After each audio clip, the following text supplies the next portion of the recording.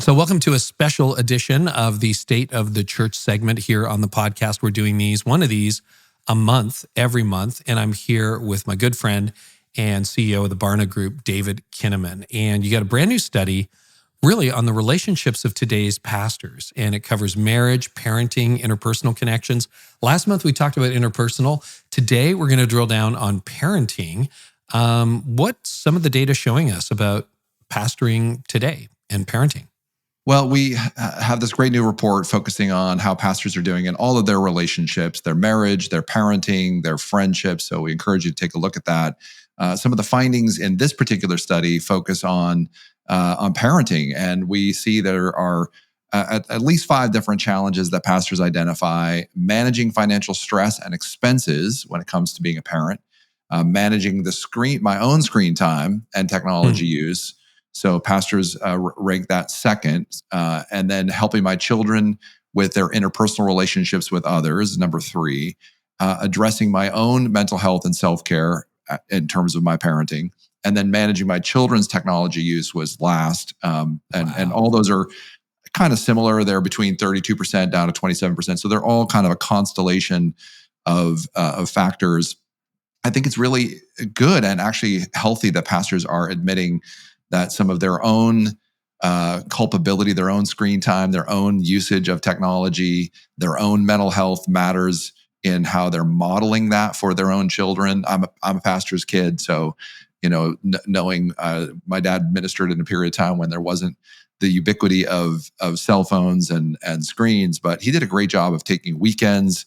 He saw a counselor and a therapist. I still remember so many good things about, kind of his leadership and his self-awareness, my dad, Carey Nieuwhof. But I think it's, good for us to see some self-awareness among pastors talking about, financial stress, their own screen time, helping their kids with, managing interpersonal relationships, assessing, our own mental health, and then managing children's technology use. Those round out the top 5 things that pastors as parents are thinking about. I mean, you've got 3 kids. What nobody ever told me is that they get more expensive as they get older into their teenage years. I thought once you got through diapers and, baby food and that kind of stuff, it would get cheaper. And nope, it just gets more expensive until they're launched. So, and I get that. And I think that's a real issue for churches too. I think we have to address the compensation issue. Inflation's gone crazy. I mean, the cost of everything is up. And sometimes we have these old ideas of what a fair salary is, not just for senior pastors, but for church staff. So I'm really excited to see the church tackle that and not create like crazy affluence among pastors, but just like, how about a living wage? That would be a good thing. Yeah, no doubt. Well, and I think there's also some trends we're seeing with pastors looking at, side hustles and bivocational ministry. And each person has to kind of navigate some of those areas of life calling and capacity for themselves. But I think this new report, the relationships of today's pastors, it's a part of a larger Flourishing Families series where we're looking at how are families doing in our society. And overall, pastors are doing pretty well, but their relationships are the one area, as we talked about in the last month's episode, it's the one area where they actually don't have as high a flourishing score as practicing Christians. So they don't have enough friendships. We don't have enough resources, professional therapists and counselors and spiritual directors. And so relationally, pastors, that's, I think, the big opportunity that this report gives us. There's sort of 10 key insights on marriage, on parenting, on the interpersonal connections that define ministry. And we really want to help use this research as a bit of a mirror for you to look at your own issues, your own challenges. Again, the best kind of leader is a very self-aware leader, and use this research to have good, meaningful conversations with your spouse, with your kids, with your board, with your colleagues, with friends in ministry, and take a look at how you're doing relationally, so that you can be prepared for the next lap, the next season of ministry in a healthy, relationally grounded way. I know you and I both share a real heart for pastors, and we want our leaders listening to really thrive. There is more data, and I think it is good to take a look in the mirror. I know it saved my probably life a couple of times in ministry to look in the mirror and go like, we got some problems we need to address here. So if you want to take a closer look, go to stateofthechurch.com patreon.com/Carey. There's a treasure trove of data there. You have been updating it in real time, month by month. A ton of studies. David and I will be catching up every month here on the podcast with this special segment. And now to today's regularly scheduled episode. People are not argued into the kingdom, and people are not scolded into the kingdom. And I think he knew that if he just rails against people in their sin and speaks again as if he forgets what it was like to be lost too, from this balcony of superiority, well, what are people going to do? Let's say he succeeds in causing people to feel lousy, causing people to feel guilty. They're just going to run from their bad works to their good works. Welcome to the Carey Nieuwhof Leadership Podcast on YouTube. It's Carey here, and I hope our time together today helps you thrive in life and leadership. Have you ever wondered what it is like to be inside Tim Keller's mind? Well, Matt Smethurst has probably listened to more sermons of Tim Keller, more of his teachings than anyone except possibly Kathy and one other member of Tim Keller's team. He put it together in a great new book, and we talk about it, like what made Keller's preaching so amazing.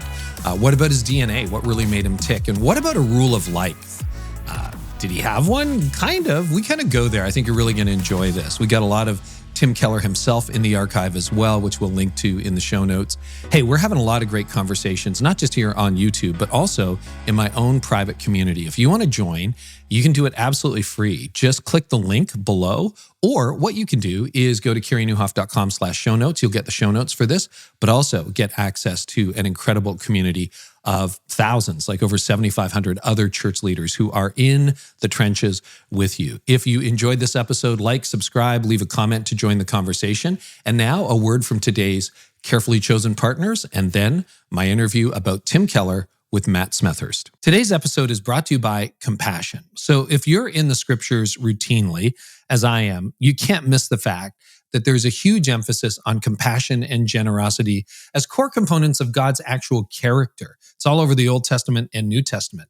God describes himself as compassionate, gracious, slow to anger, abounding in love, aspects that describe his caring, merciful, and generous nature, right? As believers, guess what? Scripture calls us to reflect that nature, living a life filled with gospel-driven kindness that sets us apart from this world, and this world really needs that kind of setting apart right now. So I just wonder, as a pastor to you, how's that going for you? This summer, I want to encourage you to visit my friends at Compassion International to learn how you might grow your compassion and generosity today. It's one of the reasons I've stayed engaged with them for well over a decade. There's a part of my heart that opens up when I serve the poor that honestly doesn't open up when I'm in my backyard. So if you want to learn more, and maybe this is a personal growth journey for you, go to compassion.com/Carey. That's compassion.com/CAREY. Well, Matt, it's great to have you on the podcast. Welcome. Thanks for having me, Carey.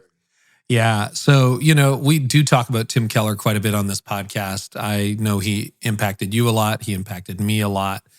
I met with Tim Keller's team just before we recorded this, and their argument, I didn't tell you this in advance, is that probably outside of maybe two other people, you possibly listen to the most Tim Keller sermons of anyone on earth. Did you know that? I didn't know that's my reputation on the street, but I'll take it. Well, they think Kathy probably listened to the most. And then there's one person on the staff of Gospel and Life whose job it is to listen to every single sermon dating back to the Hopewell days. But you did that, and you researched his massive body of work. What did you discover about Tim Keller? Because we're going to talk about his legacy, his thinking, all of that. Mm-hmm. What did you discover about him that surprised you the most? Well, there were a few things. I mean, first of all, I was reminded of how deep his piety went. And I use piety in the positive sense, not kind of speaking of pietism, but just he was in some ways like a modern day Puritan in how deeply he immersed himself in the scriptures, how vigorous his prayer life was, even though there were certainly ebbs and flows to it. And I think it's easy for people to look at Keller from afar, or maybe read one of his books or listen to a few of his sermons and hear a lot of the cultural analysis that he was brilliant at. and that I'm so grateful for. But not realize that they're staring at the tip of an iceberg, and underneath is decades of walking intimately with Jesus Christ. Everything in his public ministry flowed out of a deep, dynamic encounter with gospel grace.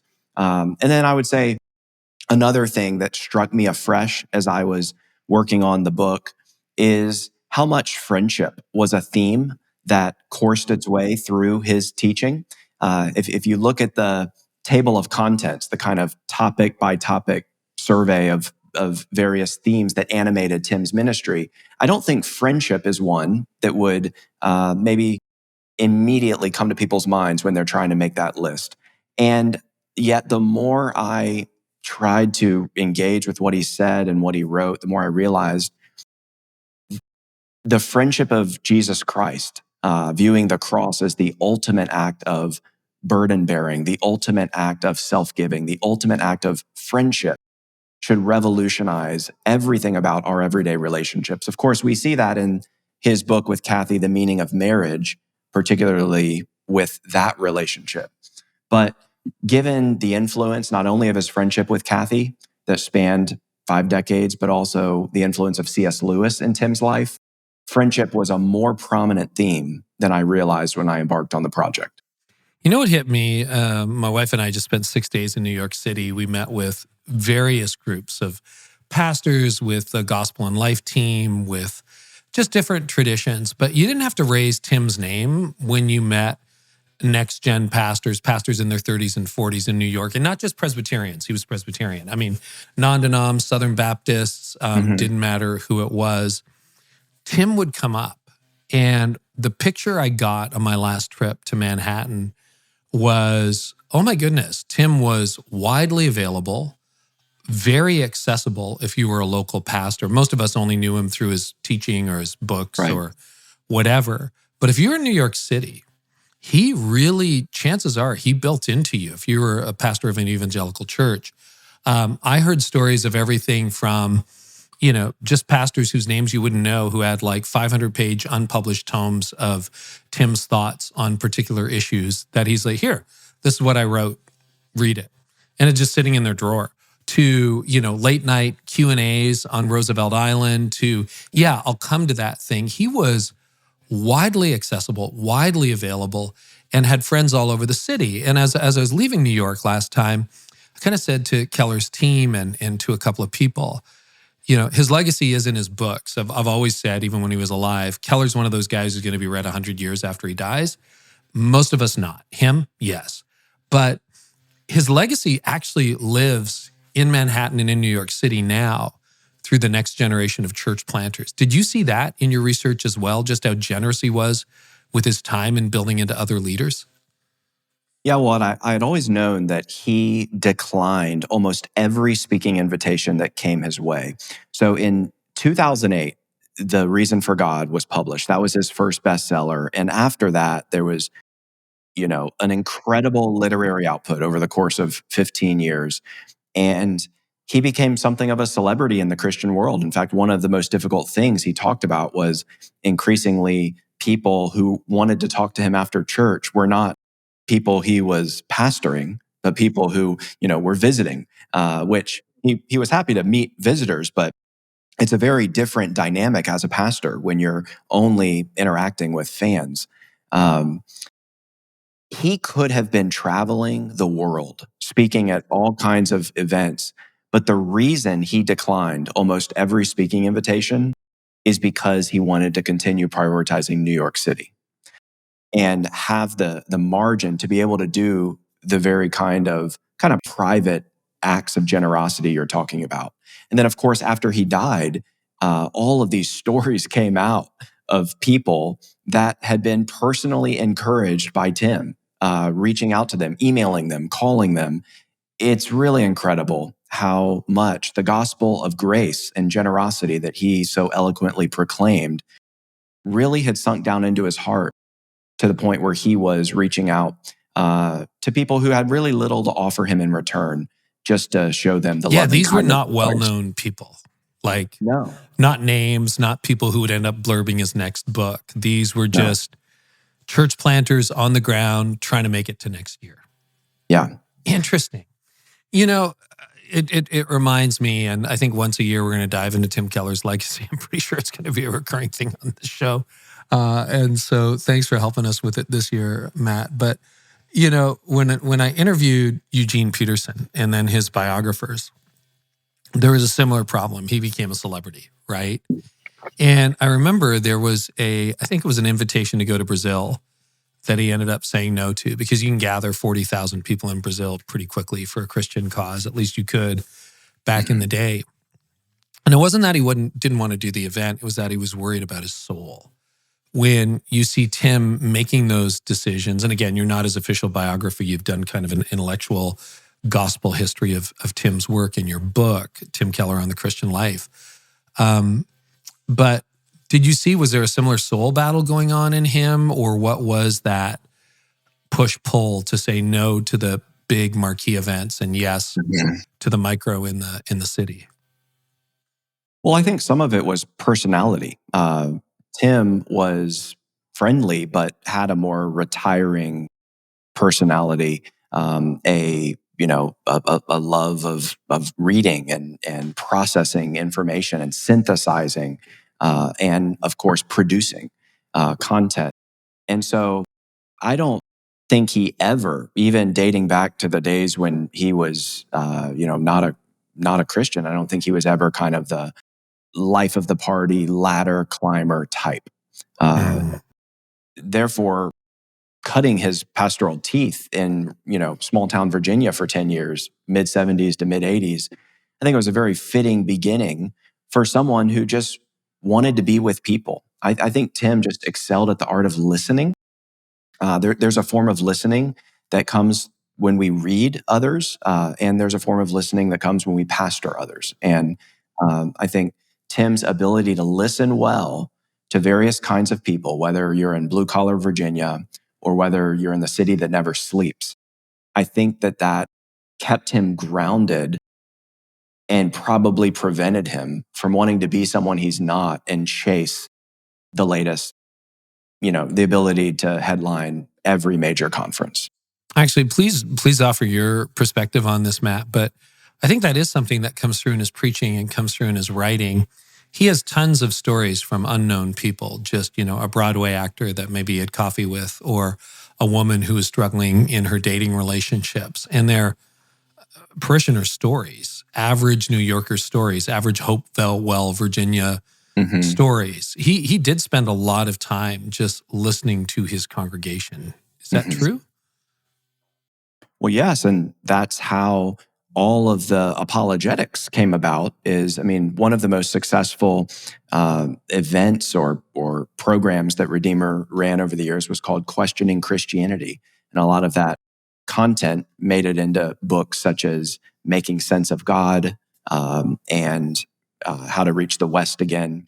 But Tim was constantly wanting to listen, not just to his congregants, but also to skeptics in New York, to hear what were their deepest hopes, fears, longings, and how can he show that these deepest hopes and longings will only find a happy ending in Jesus Christ.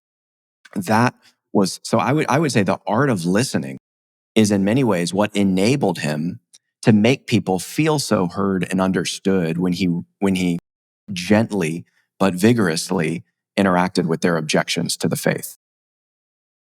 What you mentioned, his love of reading, and it's obvious.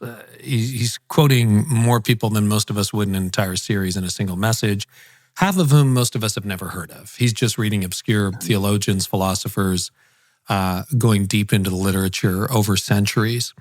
What were his personal habits and rhythms that surprised you as you did your research, that you thought, not a lot of people do this? Well, one of the reasons, the first thing I said was his piety, his commitment to spiritual disciplines, is because he really did have kind of a classic morning, midday, evening prayer routine. So his times of prayer marked his day, and everything kind of oriented around those times of prayer. Almost like a rule of life, like kind of thing? Yes. And from my understanding, he just basically never stopped reading. So any margin that he had, and of course he lived in New York, so he was often riding the subway and he sometimes being driven various places. He was just always reading and had an uncanny ability to process, synthesize, distill, and communicate all kinds of disparate information. So and we hope to have Kathy Keller on this podcast at some point, or some other members of the family, to do a deeper dive, maybe next year or something like that. But was a lot of his time spent alone? A lot of his time spent like reading, meditating, praying, thinking, writing, reflecting. Like, if you had to divide it, do you have any sense of whether it was 70% alone, 30% in meetings? I don't know that. That would be a great question for Kathy. I will say though that they were such powerful conversation partners. So even insofar as Tim was alone, I mean, his study in which he wrote most of his sermons and books is in their apartment. I get the sense that he and Kathy were having a kind of ongoing dialogue about the various things he was reading and processing. And, he quotes her directly in a lot of sermons, but you also can kind of just hear the echo of her voice, her influence in so much of what he wrote and said. Any other surprises? I think that I was struck as I revisited all of Tim's books for this project. So books that I had read in 08, 09, 10, just down the line. I think I was struck by how fresh and relevant so many of them are. I have a theory, Carey, and it's that a lot of pastors out there kind of feel like they've been through their Tim Keller phase already, and that they got what they needed and they've moved on. And I'm reminded of an illustration Keller actually used about how a person's influences are like rings inside a tree. If you cut a person in half, you see rings, and those are the voices that you have most absorbed and have most shaped you. And I think there are a lot of people out there who feel like, oh yeah, I got the Keller ring. But they don't realize how faint that ring has grown. And as I revisited so many of his work on idolatry and counterfeit gods, and on the gospel and the prodigal God and justice and prayer and suffering, I was like, wow, I considered myself unusually familiar with his work, and I am being reminded of all this stuff I had forgotten, and how much it is medicine for the moment, our cultural moment. And so that's one of the things that was most enjoyable for me as I worked on the book, Carey, is because I never had this sense of, okay, I'm trying to distill and synthesize the work of someone whose voice is outdated. If anything, I felt the opposite. Well, the joke about you perhaps having been among top in the world of listening to his sermons, I was using your book, which I highly recommend, by the way. I think every pastor should add this to your library, because I was preaching on relationships at our church last weekend, literally. And as I was finalizing prep, I was going through the friendship chapter, and I saw some fresh quotes, and I'm like, I don't remember reading those. And I followed the footnotes trail. Your footnotes are amazing. And discovered they were sermons from 1990 and 1992 in New York City. And it felt like it could have been yesterday. And that gets me to another thing. We have a lot of young leaders listening to this podcast. And when we interviewed Colin Hansen, when I interviewed Tim Keller, it became clear to me that the DNA for Tim was set early on, like right after his conversion. If you look at what he was saying, thinking, writing at 22, it's not that dissimilar. It has a lot more maturity at 62 than at 22. But it's not like, oh, that was his hippie phase or his, whatever phase. Like, the DNA of Tim Keller seems to have been set early. Is that something you saw as well? And then I'd love you to think about it, because, the habits we set in our 20s compound for good or for bad. And, you become more of who you are in your 30s than you were in your 20s. compounds in your 40s, 50s, 60s, and in Tim's case, right up until he passed in his early 70s. But I'm thinking for young leaders who are like, oh, the making of Tim Keller. What did you notice about those early years after his conversion, his seminary years, that kind of thing? Did you see a lot of the DNA set? Did that shift a lot over time? I'm just curious what those early patterns were and how they may have impacted the Tim Keller we all came to know. Yeah. Well, I would agree that through the influence of InterVarsity at Bucknell, and then through his time at Gordon Conwell Theological Seminary, so much of his theology was set. But what I discovered afresh is that theology and how he communicated it and applied it did mature in different ways with different topics. So, for example, you can even almost look at the various topics I cover, and I've never done this before, but I'm just sort of thinking out loud here. Jesus Christ in all of Scripture, Jesus being the hero of all Scripture. Well, yeah, he was influenced by a academic named Alec Motyer.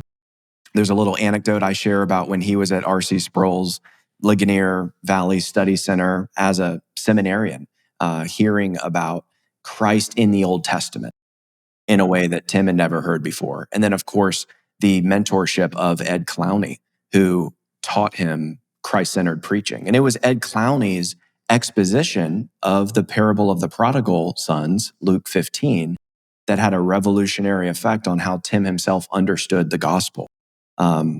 And I won't go through all of them, but idolatry. Well, that was one that came about a little later. That he says was that a product in New York a little bit? I think so. I think that that's how I read your chapter on that. Exactly, and I think that he was struck by something Martin Lloyd-Jones said in a sermon, something David Powlison wrote. So he, but so many of the basic just instincts were there. I was listening to a 1977 sermon on Romans 5 titled Two Atoms, and he's quoting from not the New York Times, but the Richmond Times-Dispatch, which was the local paper at the time. So you hear things like that, and you're like, okay, he was always Tim, but of course he's just continuing to listen. Are any of those early messages publicly available, or are they sitting on cassette tapes in an office right now? They're not publicly available. I didn't think so. No, I was talking to the team, and they're like, a lot of it's Yeah. on cassette tapes, and we got to get it out there. Yeah, maybe one day. But the other thing I want to say, Carey, is you said, well, a lot of pastors today have their thinking set at a relatively early age, but that can become a danger. I think the reason that it never ossified for Tim is because he kept listening. He kept learning. That gets back to what we talked about. He kept wanting to grow and understanding the human imagination, the human condition, and how the wonders of gospel grace can answer every struggle, every malady of the human heart. Do you have, and this may be just a weighting thing, I mean, maybe you have an exact hour figure, I doubt you do, but, when I think about, John Mark Comer, who's in his early 40s, frequent guest on this podcast, John Mark has been reading Desert Mothers and Fathers for decades, and it just compounds and it gets better when you get older. Tim was reading widely in his 20s. Any idea how widespread his listening reading was? I'm just thinking about young leaders who are like, well, what dues do I need to pay now so that when I'm in my 50s, I've got this broad repertoire, working memory of theologians, philosophers, I've read all the C.S. Lewis stuff. Like, was he reading multiple hours a day, multiple hours a week? Like, any sense of that rule of life rhythms, even in his early years? Yeah, well, it's interesting. When he moved to New York, he realized that he was ministering to people who were more secular than other Americans, but that there were people on planet Earth who were just as secular, but he had to look across the pond to the UK to find pastors who were ministering in the kind of cutting edge secular context where he was in 1989. So actually, when Tim moved to New York City, he realized that he could actually learn a lot about how to contextualize the gospel in that secular context by listening to preachers in London, preachers who had done so evangelistically in a context that had become secular before America. And he says at one point, this is from a video discussion. At one point, he says that he probably listened to, in his early days at Redeemer, 100 or 150 of the taped sermons of Dick Lucas, Center City, London preacher, and probably 200 or more of Martin Lloyd-Jones. They were, Dick Lucas was preaching more or less in the 70s and 80s, Lloyd-Jones in the 50s and 60s. But Keller says, quote, "My understanding of New York was that it's more like Europe than it is the rest of America. It's less traditional, more secular. And I could see that Lloyd-Jones preached differently, especially his evening sermons, which were always evangelistic. You brought your non-Christian friends to his evening services. I listened to those and to Dick Lucas's lunchtime services, which were also evangelistic, and I thought, their preaching is more calibrated to the kind of person I'm going to be trying to reach." So he really was trying to climb into the mind, the heart, the imagination of those who see no need for God and show them what they're missing out on. So you had to distill thousands of pages, hundreds, thousands of hours of sermons. I mean, the research is really impressive.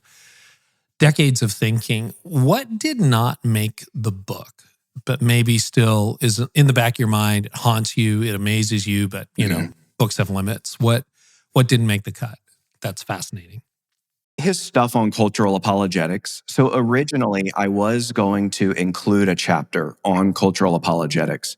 But the reason I, in consultation with the publisher, decided not to is because of the pretty limited focus of the book to the Christian life, Christian living. Now, I do think every Christian needs to have some tools in the toolkit for engaging with those who don't believe and doing some cultural apologetics. But man, if I had to write one more chapter, I would love to be able to write kind of the Keller Cultural Apologetics 101. But there's a lot that is happening through the Keller Center for Cultural Apologetics at TGC, which I think is trying to carry on that legacy and think creatively about ways that we can translate the gospel into a world that continues to change. So, this isn't a Keller hagiography. I have to be careful about that. He was human like the rest of us, but I think there's just so much to learn. And one of the ways you described him is a three-dimensional voice in a two-dimensional world. What do you mean by that term? And then what was it about that approach that probably helped him become so well heard in New York, but also by, millions of Christians and leaders around the world? Mm-hmm. Well, I'm indebted to Colin Hansen for that observation. And if we're kind of borrowing philosophical categories, sometimes people talk about the normative, the situational, the existential. So if you think of the normative being, for a preacher, keen biblical insight, the situational, that's the studied cultural awareness, and the existential, that's the searching heart application. If you think about it, most great preachers, Carey, not just good preachers, great preachers excel at two of those. But Keller had a way of excelling at all three. So think Bible teacher meets cultural analyst meets biblical counselor. And I actually think that the first and third, Bible teacher, biblical counselor, are probably where he's least appreciated.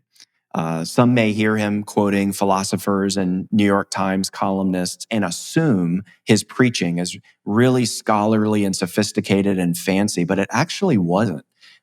He actually had a way, as it's been said, of putting the cookies on the bottom shelf. And again, I think that's coming from all those years preaching in a context where, I mean, Carey, did you know that in his entire church of 300 people in Hopewell, Virginia, there were only 2 college graduates? I think I did read that. Isn't that Yeah. crazy? Yeah, and they were local elementary school teachers. So he Wow. had to learn to make his illustrations vivid and his applications penetrating and down to earth. Well, and that's the line that I think it's in Preaching, where he kind of says, in Hopewell, Virginia, I earned the ability to preach through my pastoral care. But he said, when I went to New York, it flipped, and I earned my ability to do pastoral care by the quality of my preaching. Mm-hmm. So, Yep. you know, is that an accurate reflection? Did I remember that correctly? Yeah, absolutely. And like, if you don't love the people in a church of 300 in a place like Hopewell, Virginia, they don't care what you said on Sunday morning. You got to go have coffee with them and drop by their shop, you know, where they're fixing transmissions or their classroom or whatever. But in New York, it was the other way around. If you don't have the intellectual credibility to get up there and make sense on a Sunday, nobody's ever going to listen to you over coffee or come to you with their problems. And I thought that was a really, really fascinating thing. So yeah, you're right. I see listening developing as a theme of this conversation. And that sort of gets me into like listening to New York. So one of the things that's interesting, it's very easy for me as a preacher to say, you know, in culture today, Keller would never say that. He would say, well, in New York City, in New York City, in New York City, in New York, you know, it was always seemed to be New York. It wasn't America. It wasn't the world.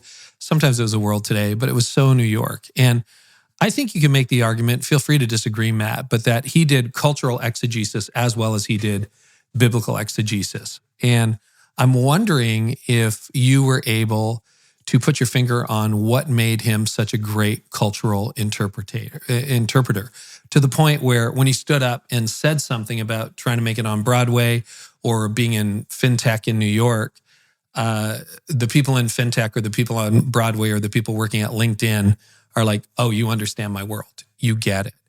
He was just so good at that. What made him effective at that? Well, he actually said when he talked about engaging in debating, polemics, that one of the key things is to articulate. You should be able to articulate your opponent's position, not just in a way that they would recognize, but better than they could themselves.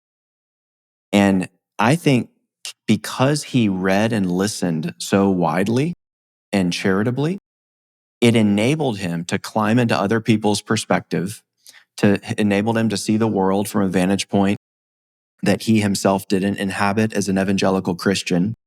I think sometimes we can forget what it was like to be lost, and we can almost speak as if we forget that we were once lost, but now we've been found. We were blind, but now we see. Keller one time said there's a kind of evangelism that shows up and says, I'm right, you're wrong, and I'd love to tell you about it. Well, Keller never succumbed to that because he was so committed to dignifying other people, even his critics, even his opponents, by representing their positions in a way that made them say, yes, that's what I believe, and that's why I believe it. And then he would just sneak up on you in that subversive way and show, actually, you're settling here. What you're really after, those deepest longings, those deepest desires of your heart, your passion for meaning, identity, freedom, justice, all of those things will only find a happy ending in the gospel of Jesus Christ. That's the formula. You're right. When you said that last 30 seconds, that's pretty much an overlay on virtually every sermon I've ever heard him preach. Yeah, the experience of listening to one of his sermons, I think, is he starts off and he's doing the survey of the cultural landscape. And he may be talking about various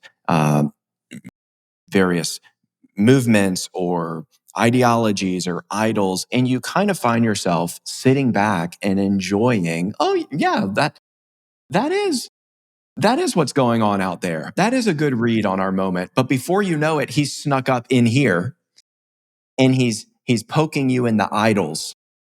And it was that artful surprise that I think, for lack of a better word, Carey, was just very biblical. Because you think about Paul's move from Romans 1 to Romans 2.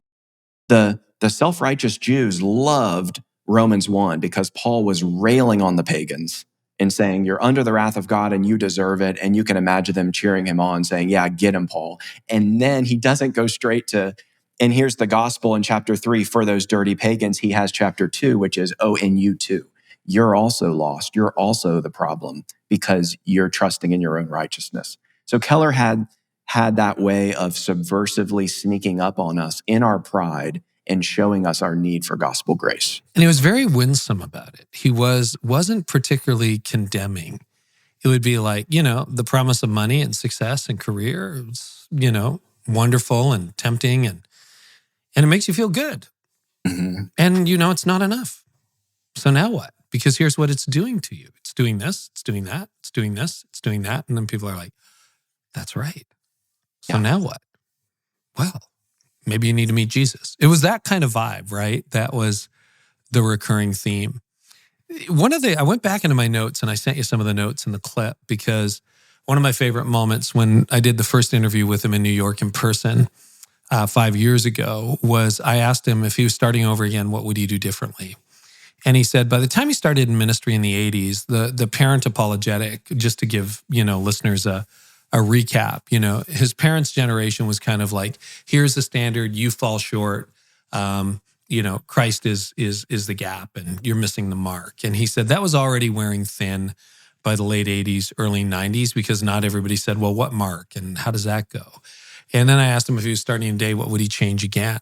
And so he said he was kind of working out of the, most of his time in New York through the counterfeit gods, idle, disordered loves framework where, well, of course, relationships are going to let you down. Money is not going to be enough. And, success and fame, well, it comes and then it goes. So where does it leave you? And so he was always in that disordered loves, counterfeit gods framework. But he said if he was starting over again, and this was, again, 5 years ago, he said he'd probably focus on identity because everything had become so identity-based, from our sexuality to our income, to our status, to our privilege, to whatever. And, I think he commented that Christianity is the only identity that could be received, not achieved. Mm-hmm. And that, of course, if you achieve something, well, your marriage can fall apart, or you can go bankrupt, or you can lose your job, or you could today become John Hamm and your friends and neighbors and turn to a life of crime, or whatever it happens to be, right?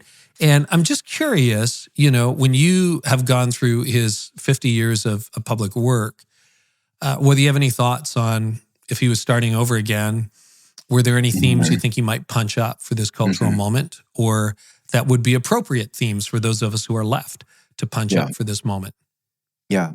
Well, I do think he would have continued to be focusing on identity, because I think he saw that as the biggest rival God in the sense of an idol of personal freedom, an identity established apart from belonging to Jesus Christ. And he had a book in the works on identity that I'm really sad didn't see the light of day, because I just think that fundamentally, when we engage our unbelieving friends and neighbors in the late modern West, that really is the tension, is that they are wanting to find peace, happiness, fulfillment outside of the only place where it's available. And Keller had such a wonderful way of showing the bankruptcy of that. He would contrast traditional cultures where you were often reduced to your duties with modern culture where you're often reduced to your desires, with, in a sense, biblical culture where you're not beholden to duties or desires, but you belong to Jesus Christ. But what is our only comfort? What is our only hope in life and in death? The first answer of the Heidelberg Catechism, which Tim loved to quote, that I am not my own, but belong, body and soul, to my faithful Savior, Jesus Christ. So that idea of belonging and identity in an age of trying to market oneself and create an identity, as you said, rather than receiving it, is something I would have loved to see him wade into even more. And Carey, one other I'll say, you mentioned you've had John Mark Comer on a few times. I do think Keller would have been a really wonderful voice in the spiritual formation conversations. I would have loved to see kind of the approach he would have taken in engaging with some of those conversations. I think the closest we see him doing that is in his 2014 book on prayer. But I think that when it comes to habits and spiritual disciplines, he would have been able to bring out the best of his own Reformed tradition in a way that still maintained you see it in the prayer book. The subtitle is Experiencing Awe and Intimacy with God. So walking with Jesus is not meant to be a dry intellectual endeavor. It's meant to be a vibrant, dynamic encounter with gospel grace in the person of the friend of sinners. Today's episode is brought to you by Spiritual Gifts Plus. So if you're like most pastors I talk to, you're struggling to find volunteers and you're probably struggling even more to keep them. Well, what if I told you one simple change this year could double your volunteer retention and boost church volunteer satisfaction by 80%? You want to know what it is, right? Well, here it is. Stop pitching people where you have a need and start placing them where they're gifted. So the easiest way to do that is by upgrading your membership track with spiritualgiftsplus.com. When someone takes the spiritual gifts test, they're intelligently matched to actual teams inside your church based on their spiritual gifts and their DISC personality profile. And as a leader, you see exactly where they fit, so you can place them where they'll thrive. Plus, you'll love these features. You can customize the test to your theology. You can customize teams based on your actual ministries, and you can share it via link or QR code. It's super simple to use, and it connects to Planning Center. Paper tests are really in the past when it comes to spiritual gifts. Try spiritualgiftsplus.com free for 7 days and experience it for yourself. Use the code CAREY20 at checkout for 20% off any plan. That's CAREY20. That's spiritualgifts.com. Move people from sitting to serving. It would have been interesting to see where he went, and obviously, didn't happen, but you are preaching on a regular basis. You're a church planter. Are there any themes from Keller that you're integrating into your own preaching right now in this cultural moment that you're finding particularly helpful or resonating with your church, which I believe is in Virginia, right? Yes, Richmond, Virginia. No, 30 minutes, and I've gotten to visit Hopewell on a couple of occasions and see the sights there. One thing that I'm trying to do in my preaching is go subterranean, for lack of a better word. So I think it can be easy in our day and age to want preachers to just denounce cultural idols on the surface, political idols and various things, denounce societal evils. And I do that.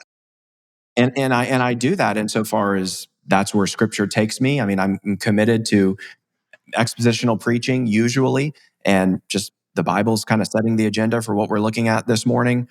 But what I'm trying to do is realize that what's animating all of these modern cultural idols is this undercurrent of expressive individualism. This idea, again, I belong to myself, I answer to myself. My friend Jonathan Lehman has a brilliant observation where he says individualism is not being anti-community. I think when we think of individualism, we think, okay, that's anti-community. He says, no, with the exception of the hermit, everyone wants community. Individualism is not so much anti-community as it is anti-authority. We don't want anyone else telling us what to do, saying, I'm in charge of your life. And man, Keller was constantly bringing New Yorkers to realize that they were trying to get God to live on their terms rather than being willing to live on God's. And that's the essence of sin. That's the essence of rebellion. That's the essence of idolatry. But the greatest news in the universe is that what we think will enslave us is actually the very thing that will free us. So the world makes it sound as if following Jesus will shackle us and constrain us. But actually, it's the very thing for which we were made. And therefore, when we find our identity and our belonging in Him, we're liberated to enjoy God and love others. Well, and it's interesting because I'm always interested in getting better at preaching and better at communication. But you said something a few minutes ago I just want to underscore. One of the things Keller was genius at, and you articulated it so well, is he kind of sneak up on you with his cultural exegesis, like, and this is what high finance in New York leads to. And people are like, oh, yeah, you understand the world. And then he would sneak in. But of course, that leaves you bankrupt. Right. And he'd say it in the nicest tone. It's like, but of course, that's bankrupt. Like you end up with nothing. Your God failed you. And people are going, oh, yeah. And then he cues Jesus, right? The gospel. Mm-hmm. So that's a very helpful formula. And interestingly enough, when I was reviewing the interview, the first one from 2020, he did identify growing factions in politics. I think he was increasingly concerned about that. 2016, 2020, that people's identity was now transferring to who they voted for. I am fill in the blank, whatever your partisan position was. So interesting. Let's drill down on the idols. It's such a governing framework. That was one of your big chapters in the book. You called it disordered loves, which is another way of looking at it. But underneath that was the whole counterfeit gods, idolatry. I'd love for you to kind of explain the framework that Keller had around disordered loves, why that was so gripping for him, and then what we can learn from it today, Matt. Mm-hmm. So he would always point out that sin is a worship disorder. Sin is a worship problem fundamentally. It's not merely an issue of breaking commandments. In fact, he invoked Martin Luther, who pointed out that we never break, if you think about the 10 commandments, we never break commandments 2 through 10 without first having broken commandment number 1. Anytime we're breaking 2 through 10, it's because we have another God before us, something else that we're looking to. But if we were completely happy in Jesus, if we were completely content in Jesus, we would never break commandments 2 through 10. So worship is foundational to how we're meant to live, and therefore a lack of worship or misplaced worship, because that's the issue. It's not that we're either going to worship or not. The question is, what are we going to worship? And he did, and the way he would often get at this is by asking people. This is one of the things also, Carey, that I think made his preaching so effective. He wouldn't always answer the question for you as if he was just instructing you. He would let you answer the question for yourself, which is why I think he had a gentle touch in many ways, and why people were willing to listen to him who might be skeptical toward religion. So, for example, he would say, an idol is a good thing that's been turned into an ultimate thing. How do you know that that's happened? How do you know that you've taken a good thing and turned it into an ultimate thing? He would say, well, how do you respond when that good thing in your life is threatened or lost? If it's threatened or lost and you respond with sadness or disappointment, that's normal.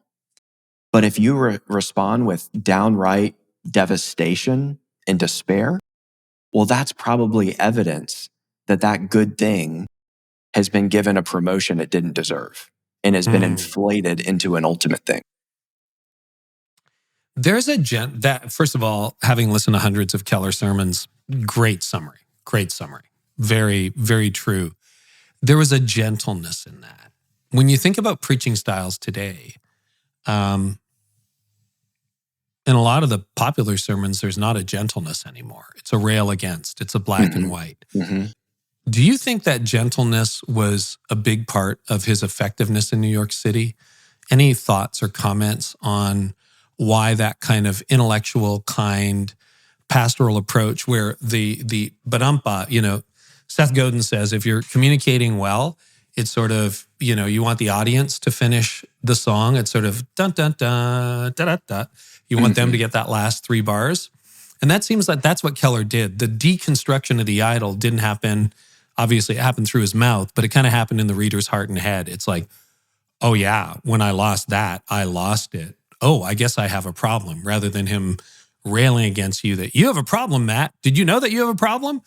I wonder if that kind of gentleness and approach, do you think that was more effective in New York, or what are your thoughts on that? Well, he knew that people are not argued into the kingdom and people are not scolded into the kingdom. And I think he knew that if he just rails against people in their sin and speaks again as if he forgets what it was like to be lost too, from this balcony of superiority, well, what are people going to do? Let's say he succeeds in causing people to feel lousy, causing people to feel guilty. They're just going to run from their bad works to their good works. This gets to the way he would talk about the gospel. So Luke chapter 15, the 2 brothers. If a younger brother comes to his senses, he's naturally going to think, oh, I need to clean up my life. I need to be more like my older brother. I need to go join my older brother out in the field. Keller was constantly showing, no, there's one way to be saved, but there are 2 ways to be lost. You can be lost in your religion. You can be lost in your morality. And I end one of the chapters in the book with this beautiful image from 17th century Puritan who's on his deathbed. And he says, I have made a heap of all my bad works and a heap of all my good works, and I have fled them both to Jesus Christ. I think that really captures the way Keller talked about sin and grace, because the default tendency of the human heart is going to be to flee our pile of bad works to our pile of good works. But Keller was so good at saying, no, you actually need to flee both and collapse into the open arms of Jesus Christ. And so you're putting your finger, Carey, on a gentleness, but I think that's why there was that gentleness, is because Keller wasn't just an older brother in Luke 15, out in the field, trying to scold younger brothers and saying, come join me out here as we make a name for ourselves and as we please dad by white knuckling morality.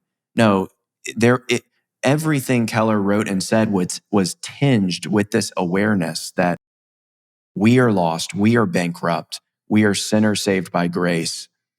And we're, as it's been said, we're just one beggar telling another beggar where to find bread. There's some other themes that you raise in the book that are really good, which is another good theme to kind of highlight. I mean, you've got numerous chapters. I loved the thing about 3 ways to live. I love the disordered loves. So that leads me to my next question, which is, you brought out, and I thought very helpfully, because it was something I couldn't articulate, another of the dominating themes, often after idolatry or whatever angle he was tackling it from is, or it could be friendship or whatever, was you just need to fall in love with Jesus. Like, if your primary love is Jesus, you're going to be okay. It's going to be better than your marriage, better than your parenting, better than your success, better than your career, better than your money. You need to fall in love with Jesus. And then there was that type that he would say, Jesus is the better older brother. Jesus is the perfect Jonah. Jesus is, unlike Joseph, he had better brothers. He was the better Joseph. He was the better Daniel. That comes out over and over again. Jesus is the ultimate example, but then also, and you need to fall in love with Jesus. How was that, such a deep part of his preaching and narrative? And secondly, why do you think he kept going there? Was that an effective way of communicating that we could all learn from in this moment? Because I think, it's a great question, Carey. I think that Tim rightly understood that a sermon it may be a powerful, effective piece of religious communication, but a sermon is not yet a Christian sermon if it would make sense if Jesus didn't die and rise again. If what you're saying works apart from the gospel, if it works, even if Jesus of Nazareth is a corpse somewhere in the Middle East, then it's not yet a Christian sermon. And Keller wasn't content to just preach feel-good religious messages or even merely theistic messages. He was preaching messages that would have gotten him kicked out of Jewish synagogues because he was proclaiming Jesus not just as a prophet to emulate, but fundamentally as the Savior who's lived the life we failed to live, died the death we deserved to die, and risen again so that if we turn from our sin and put our trust in him, if we're united to him by faith, we can have confidence that one day we'll rise right along with him with resurrected bodies fit for a resurrected earth. He never grew tired of that message. In fact, at one point, he was responding to the imaginary objector who says, well, won't talking about Jesus over and over again become a bit tired and predictable? And he said, quote, I can speak from 40 years of experience to tell you that the story of this one individual never needs to become repetitious. It contains the whole history of the universe and of humankind alike, and is the only resolution of the plot lines of every one of our lives. And so the reason that finding Jesus in every passage, proclaiming Christ in every sermon was not monotonous is because Jesus is less like an intriguing Where's Waldo answer and more like water for our deepest thirst. We were made to know and enjoy him. And so Keller was just wanting to bring us to the fount so that we could drink and be satisfied, to taste and see that the Lord Jesus is good. That narrative, the Jesus is the, better older brother, the Savior, the one who satisfies all of your needs, that made it into pretty much every sermon, didn't it? Absolutely. I've never listened to a sermon in which, it wasn't always done in the same way. He never, Sure. It's not like he always said the true and better. I never have heard a Tim Keller sermon where he didn't proclaim Jesus as the solution, Jesus as the answer to the problem of sin. Yeah. What do you think that has to speak to us today, living in the world we live in? Is that something you've embraced? Is that something you recommend? What can we, as the preachers who carry on, learn from that, do you think, Matt? Well, here's where I would say this gets back to the danger of only seeing the tip of the iceberg, but not realizing what was underneath for Keller. Yes. It is possible. Go there. It is possible to be so drawn to and wowed by his cultural exegesis and his cultural analysis that we lose the gospel in the process. Yeah. And as creative and at times clever as Tim was, he was never too clever to preach the reality of sin and wrath and justification and gospel grace. And so I really think, Carey, that if he were on this interview rather than me, which would make for a much better interview, I think he would be pleading. I think he would be at pains to say, don't lose what makes us Christians in the first place. Don't lose the gospel. Jesus is not just there to give us a better way of life. Jesus is there first and foremost to reconcile us to a holy God. And if your project makes sense apart from his death and resurrection, it's not yet a Christian project. And I that's why near the end of Keller's ministry, he was focusing a lot on the doctrine of justification. This actually gets back to the identity thing. Think about it. If insofar as we recognize and embrace that we are made right before a holy God through faith alone, it actually frees us from having to eke out spiritual meaning on our own. It frees us from having to work our way up to God or prove ourselves better than others, especially in our politicized, polarized world. It's such a liberating message that justification is an event, not a process. And that in the gospel, a criminal trial becomes an adoption ceremony. So we are declared righteous in heaven's courtroom. And then it's like the judge of the universe says, and I'm adopting you and taking you home to my living room and my dining room, and you're going to be my son and daughter forever. That's the kind of thing that Keller loved to proclaim.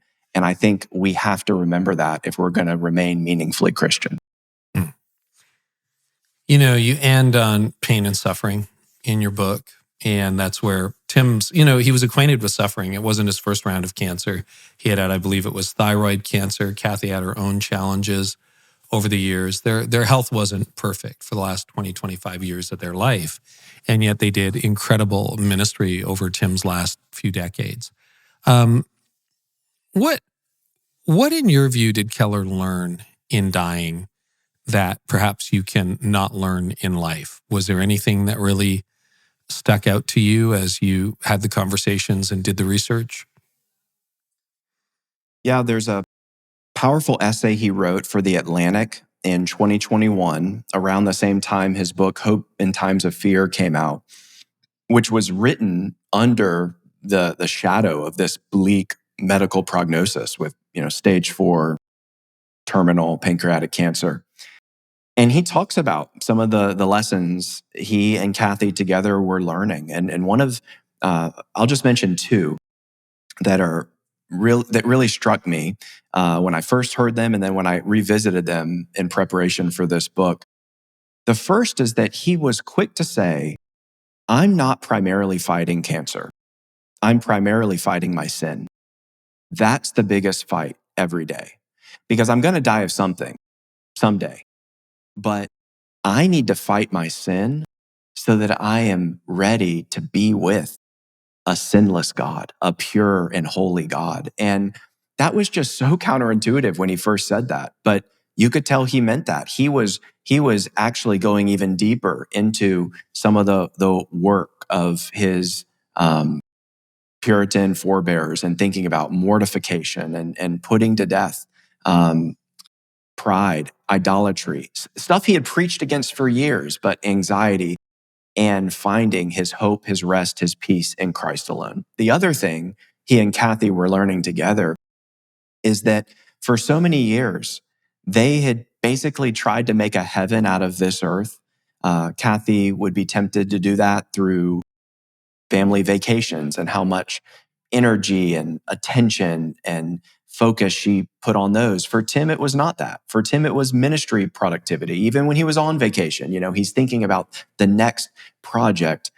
But it was only when they realized they had such little time left together that, in a sense, when they stopped trying to make a heaven out of this earth and they let heaven be heaven and this earth just be what it is, so that they were no longer trying, as it were, to squeeze the rock, expecting the rock to yield water, expecting a rock to yield something it was never meant to give us. When they could just embrace the gifts of God, as it's been said, the things of earth will grow strangely bright.